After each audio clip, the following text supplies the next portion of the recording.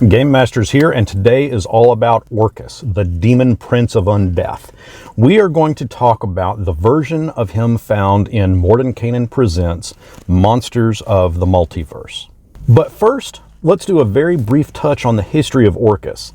He has been around since pretty much the beginning of Dungeons & Dragons, even existing before it became Advanced Dungeons & Dragons. Eventually, Orcus made his way into Forgotten Realms lore and was the main bad guy in a set of modules, the Mines of Bloodstone and the Throne of Bloodstone. He has also popped up in a few other places throughout D&D's history, but it is that Bloodstone setting in the Forgotten Realms that most players will remember him, and, well, his magic wand and its devastating abilities. The second edition Dungeon Master's Guide detailed out what his wand would do, leaving the actual abilities up to the DM to determine through a set of 5 very nasty artifact and relics tables. Really, all that's needed to know about that wand is that it can cause instant death and annihilation if you are touched by it. One last thing, stat blocks in Advanced Dungeons & Dragons for monsters didn't cover things like strength, dexterity, constitution, and whatnot, but they did tell the DM things like armor class, hit dice, and various special attacks. In the 5th edition Monster Manual, while the name Orcus comes up, it does not provide much detailed information about the Bloodlord himself, but we are provided with what his wand does. We'll look at that in depth in a moment. First, I'd like to ask if you're enjoying this video, please tap that like button. It helps it to get out in front of more viewers, and I really thank you for that. Now that we're up to the 5th edition version of Orcus, let's examine what the Monsters of the Multiverse has to say. Orcus, Demon Prince of Undeath, surrounds himself with the undead, skeletons, zombies, and the like, and wants nothing more than to see all life in the multiverse reduced to undead so that he alone can rule over that mighty, unending necropolis. He is a large, fat, rotting beast with the lower body of a goat, while his upper body resembles something humanoid. But he also has massive bat-like wings and a long spiny tail, and his head is a bony, torn flesh skull of a goat. His weapon, the Wand of Orcus, is usually close by. As if what we've already talked about isn't impressive enough, Orcus has some lair actions that don't appear in his stat block at all. While he is in his lair, the fortress city of Narratir, in a layer of the abyss that he rules, which is surrounded by the River of Styx, Orcus can use Deadly Utterance. If he is aware that someone is in his lair, he can simply cause them to drop dead. Grasp of the Dead. Probably less comical than what we've seen in the Evil Dead's Army of Darkness. Orcus can cause skeletal arms to erupt from the ground. Creatures must succeed on a DC 23 strength throw, else they are restrained. Undead Servants. Orcus can make up to 6 corpses rise, ghouls, zombies, skeletons, and do his bidding. Now, as if that were not enough, Orcus's lair also has regional effects, much like what we've seen with dragon lairs in Fizban's Treasury of Dragons. They are Carnal Realm. Basically, the air is thick with the smell of rot and decay. Flies cover over everything. Undead Beasts. Beasts that die in and around his lair will rise as zombie or skeletal versions of themselves. Now, one thing to note, Monsters of the Multiverse specifically cites that if Orcus is killed, these regional effects will fade over the course of 1d10 days. So, that means that there is hope should you encounter Orcus to kill him. On to his stat block. Orcus is, of course, a demon and can fly up to 40 feet.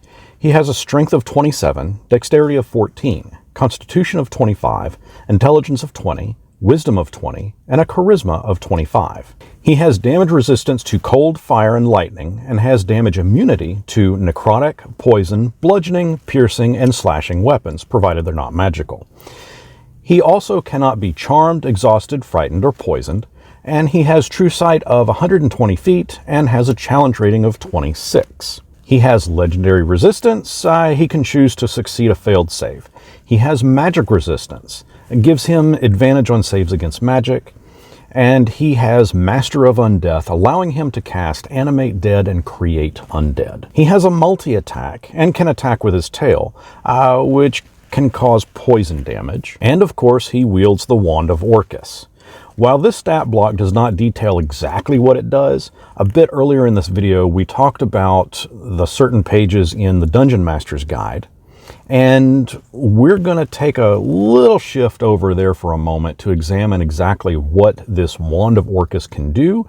Now remember, the version that we found back in the AD&D book would simply kill you with a mere touch, so that's really what I'm looking for, something similar in this 5th edition version. So looking over this, we quickly see that in a similar fashion to the AD&D version, the DM can personalize it with 2 minor beneficial properties, 1 major benefit, 2 minor detrimental properties, and 1 major detriment. 1 would gain a +3 to armor class. It has 7 charges that regenerate at dawn and can cast Animate Dead, Blight, Circle of Death, Finger of Death, Power Word Kill, and Speak with Dead. It can call undead, essentially summon dead. It is sentient and is of chaotic evil alignment. It exists only to help Orcus slay every living thing in the universe. Multiverse. And this is the interesting part. The Dungeon Master's Guide defines a way to destroy the wand, which now we know that both the wand and Orcus himself can be taken down. Now, that was a fun little side quest about his wand, but let's jump back to Orcus. He can use Necrotic Bolt, a magic bolt that deals 5d8 plus 7 necrotic damage. He can use Conjure Undead. While he holds his wand, he can, well, summon undead to do his bidding. He can also cast the following without needing material components: Detect Magic, Dispel Magic, and Time Stop.